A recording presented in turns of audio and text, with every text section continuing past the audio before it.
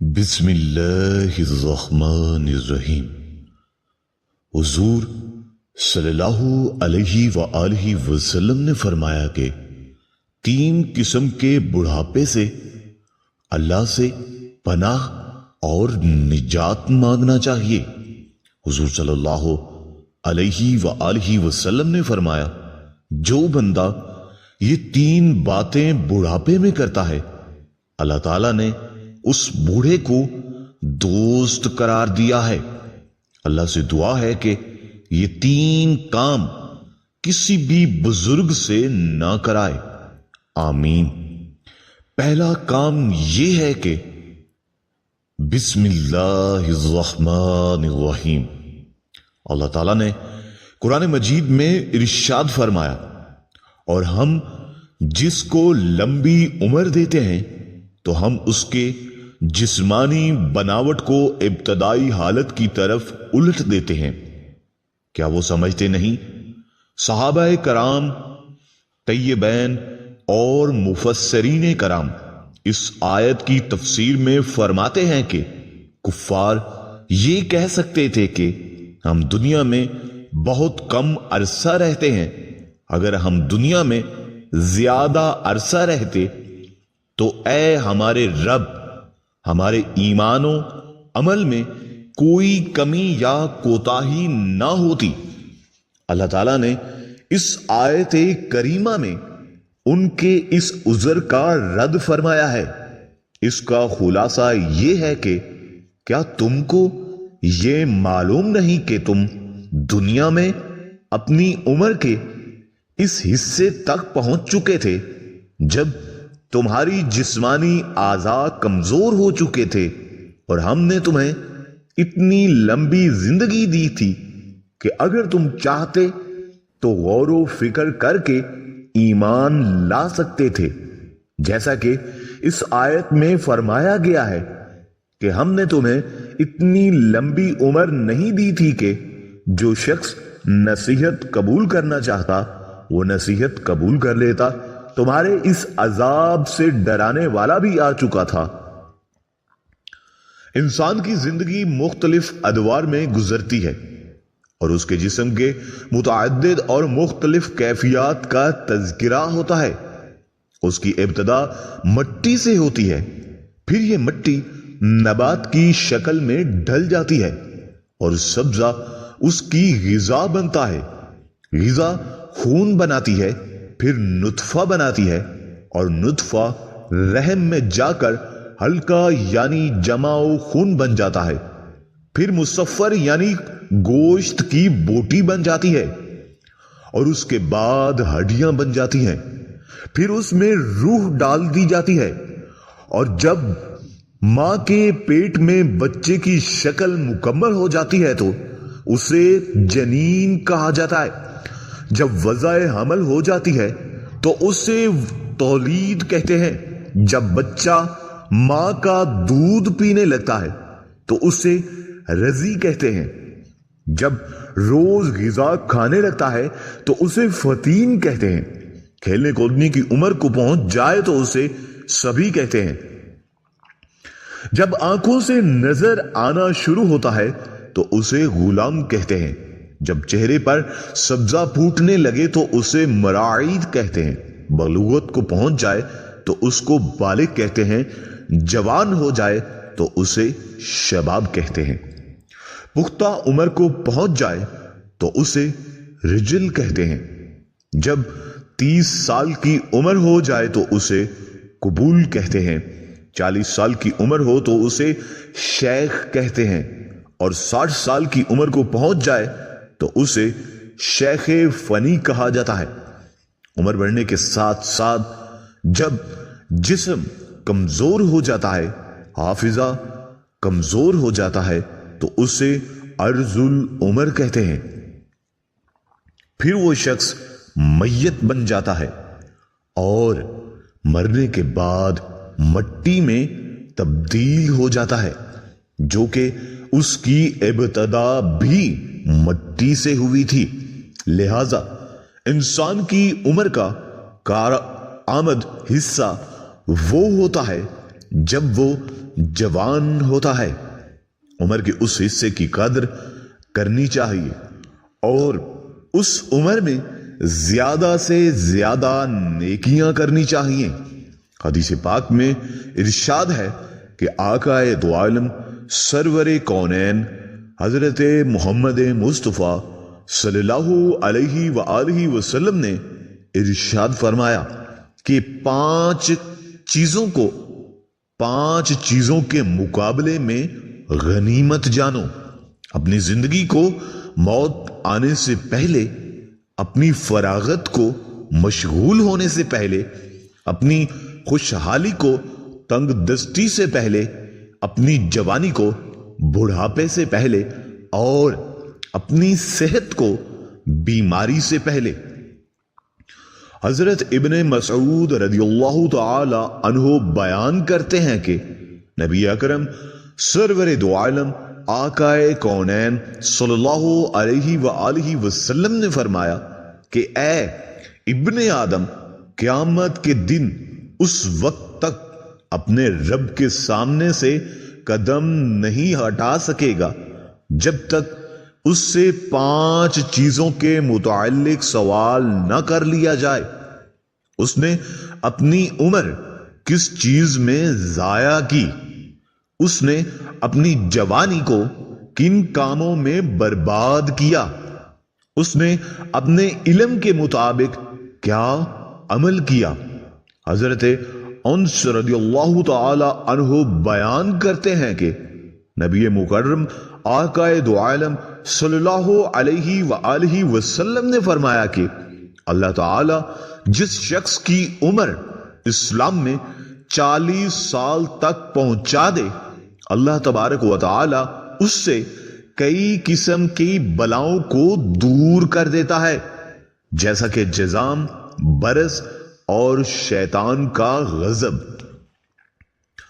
حضرت سعد رضی اللہ تعالی عنہ بیان کرتے ہیں کہ رسول مقبول آقا دو عالم حضرت محمد مصطفیٰ صلی اللہ علیہ وآلہ وسلم نمازوں کے بعد ان چیزوں سے پناہ طلب کرتے تھے اور فرماتے، اے اللہ، میں بزدلی سے تیری پناہ میں آتا ہوں، میں اس سے تیری پناہ میں آتا ہوں کہ مجھے افضل عمر کی طرف لوٹا دیا جائے، اور میں عذاب قبر سے تیری پناہ میں آتا ہوں۔ اس حدیث میں آپ نے عرض عمر سے پناہ مانگی۔ علماء عینی لکھتے ہیں کہ عرض العمر سے مراد یہ ہے کہ اس عمر میں انسان کے جسمانی اعضاء اور ذہنی صلاحیتیں کمزور ہو جاتی ہیں اور وہ اپنی سابقہ حالت کی طرف لوٹتا ہے جیسے کہ وہ بچہ تھا۔ یہ ہے کہ انسان اس قدر بوڑھا ہو جائے کہ کمزور ہو کر اپنے بچپن کی ابتدائی حالت کی طرف لوٹ جائے، اس کی سماعت اور بصارت کمزور ہو جائے، اس کی عقل کام نہ کرے اور وہ سمجھ نہ پائے، فرائض کو ادا نہ کر سکے اور اپنی ذاتی کام نہ کر سکے، پاکیزگی اور صفائی کا خیال نہ رکھ سکے اور اپنے گھر والوں پر بوجھ بن جائے، یہاں تک کہ وہ اس کی موت کی تمنا کرنے لگیں۔ اور اگر اس شخص کا گھر بار نہ ہو اور وہ بالکل تنہا تو اس سے بڑی اور کیا مصیبت ہوگی۔ اللہ تبارک و تعالی ایسی عمر سے ہم سب کو محفوظ فرمائے۔ یہ عام لوگوں کا حال ہے کہ 40 سال کے بعد ان کا دور انتقال شروع ہو جاتا ہے، ان کے اعصاب کمزور ہو جاتے ہیں، لیکن جن لوگوں پر اللہ تبارک و تعالی کا خصوصی کرم ہوتا ہے، جیسے علماء اور اولیاء اللہ، وہ 60 سال کے بعد بھی مضبوط اور قائم رہتے ہیں۔ حضرت عطا نے حضرت ابن عباس رضی اللہ عنہ کہ سورہ نحل کی آیت میں جو ارذل عمر کا تذکرہ ہے وہ مسلمانوں کے لیے نہیں ہے۔ مسلمانوں کی عمر جتنی زیادہ ہوتی جاتی ہے اللہ تبارک و تعالی کے نزدیک ان کی عزت اور کرامت بڑھتی جاتی ہے اور اس کی عقل و معرفت بھی زیادہ ہوتی جاتی ہے۔ حضرت اکرمہ رضی اللہ تعالی عنہ نے کہا ہے کہ جو قرآن مجید کی تلاوت کرتا رہتا ہے وہ ارذل عمر کی طرف نہیں لوٹایا جاتا۔ ایک دفعہ ایک شخص حضرت علی رضی اللہ تعالی عنہ کی خدمت میں حاضر ہوا، ان سے سوال کیا، اے علی شیر خدا، میرے بال سفید ہو رہے ہیں، اس کا کیا مطلب ہے؟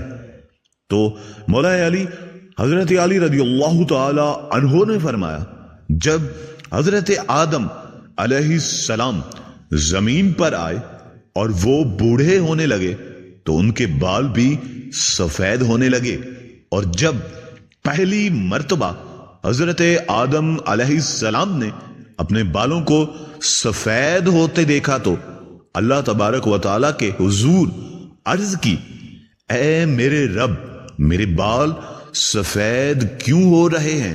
تو اللہ تبارک و تعالیٰ نے فرمایا، بالوں کا سفید ہونا بڑھاپے، بزرگی اور تجربات میں فراوانی کی طرف اشارہ ہے۔ انسان کا بوڑھا ہونا انسان کو نفسانی خواہشات سے دور کرتا ہے اور یہ واضح کرتا ہے کہ اس شخص کے پاس زندگی کے تجربات ہیں، جیسے مشورے لے کر آپ اپنے فیصلے بہتر بنا سکتے ہیں۔ اس سے بڑھ کر بوڑھوں کے مشورے اللہ تعالی زیادہ پسند فرماتا ہے، کیونکہ بوڑھوں کے پاس تجربات ہوتے ہیں اور وہ اچھا مشورہ دیتے ہیں۔ اللہ تبارک و تعالی ان مشوروں کو پسند فرماتا ہے۔ اسی طرح بالوں کے حوالے سے یہ بھی بتایا گیا ہے کہ سفید بالوں کو اکھاڑنا چاہیے یا نہیں، یا پھر بالوں کو رنگ کرنا چاہیے یا نہیں، جیسے ہم آج کل ڈائی وغیرہ کرتے ہیں۔ حضرت عمر بن شعیب رضی اللہ تعالی عنہ سے روایت ہے کہ حضور اکرم آقائے دو عالم صلی اللہ علیہ وآلہ وسلم نے ارشاد فرمایا، سفید بالوں کو نہ اکھاڑو، کیونکہ بڑھاپے کا بالوں کا سفید ہونا مسلمانوں کے لیے نور ہے۔ جو شخص حالت ایمان میں، حالت اسلام میں بڑھاپے کی طرف قدم بڑھاتا ہے، جب کسی مسلمان کا ایک بال سفید ہوتا ہے تو اس کی وجہ سے اللہ تبارک و تعالی اس کا ایک گناہ مٹا دیتا ہے اور اس کی ایک نیکی لکھ دیتا ہے اور اس کا ایک درجہ بلند فرما دیتا ہے۔ یہ حدیث مختلف کتابوں میں بیان کی گئی ہے اور احادیث کی جو کتابیں ہیں ان میں بھی اس کو بیان کیا گیا ہے۔ اب دوسری بات کرتے ہیں کہ سفید بالوں کو رنگنا چاہیے یا نہیں۔ بالوں کو رنگنا خصاب کہلاتا ہے۔ رسول مقبول آقائے دو عالم رسول اللہ صلی اللہ علیہ وآلہ وسلم نے سفید بالوں کو رنگنے کا حکم دیا ہے۔ سیدنا ابو ہریرہ رضی اللہ تعالی عنہ فرماتے ہیں، رسول اکرم آقائے دو عالم صلی اللہ علیہ وآلہ وسلم نے فرمایا، بڑھاپے کے بالوں کو خضاب کے ذریعے بدل ڈالو اور اپنے خضاب نہ لگانے میں یہودیوں کی مشابہت نہ کرو۔ اسی طرح ایک اور روایت میں ہے کہ آقائے دو عالم نور مجسم سرور کونین حضرت محمد مصطفیٰ یہودی عیسائی تم ان کے خلاف آؤ۔ اسی طرح کیا گیا ہے کہ مہندی چیز ملا کر سفید بالوں کو رنگ عذاب لگانا۔ ابن عمر رضی اللہ رسول اکرم صلی اللہ علیہ وآلہ اور بغیر تھے اور اپنی داڑھی مبارک چاکے سے ملتا تھا اور زعفران کے ذریعے رنگ لگاتے تھے۔ حضرت ابو بکر صدیق رضی اللہ تعالی ایک مرتبہ ایک شخص نبی کریم وآلہ وسلم ہوا اور سوال کیا، وآلہ وسلم ہم میں سے بہتر ہے؟ تو آپ نے فرمایا وہ شخص اس کے سے بہتر ہے، اور وہ شخص صلی اللہ علیہ وآلہ وسلم سب سے برا کون ہے؟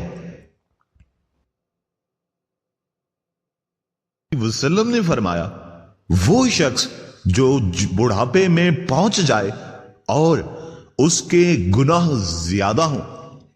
حضرت انس بن مالک رضی اللہ تعالی عنہ سے روایت ہے کہ نبی کریم صلی اللہ علیہ وآلہ وسلم نے فرمایا جب بچہ بالغ نہیں ہوتا تو اس کے نیک اعمال اس کے والدین کے نامہ اعمال میں درج ہوتے ہیں، اور اگر وہ برا عمل کرے تو نہ اس کے نامہ اعمال میں لکھا جاتا ہے اور نہ ہی والدین کے۔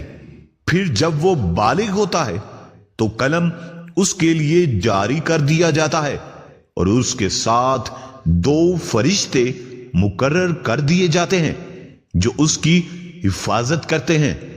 جب کسی شخص کی عمر 40 سال ہو جاتی ہے تو اللہ تبارک و تعالی اسے جنون، جزام اور برس سے محفوظ رکھتا ہے۔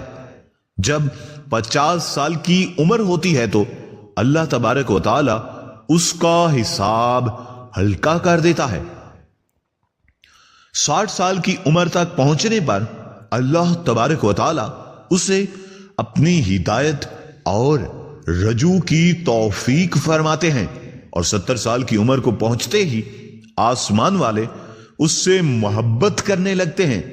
جب 80 سال تک پہنچتا ہے تو اللہ تعالیٰ اس کی نیکیاں لکھنا شروع کر دیتے ہیں اور تمام گناہ معاف فرما دیتے ہیں۔ 90 سال کی عمر میں اللہ تعالیٰ اس کے تمام پچھلے اور اگلے گناہ معاف کر دیتے ہیں اور اس کو اپنے گھر والوں کے لیے شفاعت کا حق عطا فرما دیتے ہیں۔ حضرت جابر رضی اللہ تعالی عنہ سے مروی ہے کہ نبی اکرم آقا دو عالم صلی اللہ علیہ وآلہ وسلم نے ارشاد فرمایا، حضرت جبرائیل علیہ السلام میرے پاس آئے اور فرمایا، اللہ کی قسم جس نے آپ کو حق کے ساتھ بھیجا ہے، ایک شخص نے 5 سال سمندر میں ایک پہاڑ پر رہ کر اللہ کی عبادت کی، اللہ نے اس کے لیے پہاڑ پر میٹھے پانی کا ایک چشمہ پیدا کیا جس کی دھار انگلی کے برابر تھی، اور وہاں ایک انار اگا دیا تھا جس پر روزانہ ایک انار لگتا تھا۔ جب اس نیک شخص کی موت کا وقت قریب آیا تو اس نے اللہ سے دعا کی کہ اے اللہ، میری موت سجدہ کی حالت میں ہو اور میرے جسم کو پاک و صاف جگہ پر دفن کیا جائے۔ اللہ تبارک و تعالی نے اس کی دعا قبول کی، اور جب قیامت کے دن اس کو پیش کیا جائے گا تو اللہ تعالیٰ فرمائے گا، میرے اس بندے کو میری رحمت سے جنت میں داخل کر دیا جائے۔ وہ شخص اللہ کے اعمال پر سوال کرے گا اور کہے گا، میرے اعمال کی وجہ سے مجھے جنت کیوں نہیں دی جا رہی؟ اللہ تبارک و تعالیٰ فرمائے گا جہاں تک تمہاری رحمت کی بات ہے، تمہیں جو نعمتیں میں نے دی ہیں ان کا حساب کتاب ہوگا۔ یہ حدیث ایک نشانی ہے کہ اللہ تبارک و تعالیٰ کی رحمت ہی انسان کو نجات دے سکتی ہے، اور دنیا و آخرت میں جو